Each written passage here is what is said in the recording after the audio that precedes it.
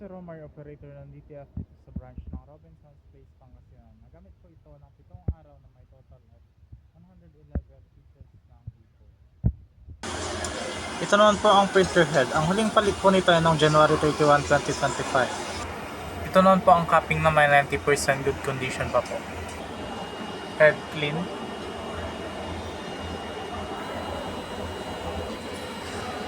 Punasan lang wiper after ng head clean.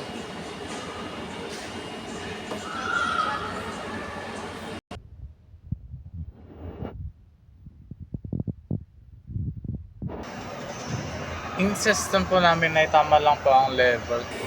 Pre-stock na linis noong May. ABR and ground wire. Ito naman po ang amin nagamit na stock. Used ink and unused. Bali, ito naman po yung amin nagamit this month.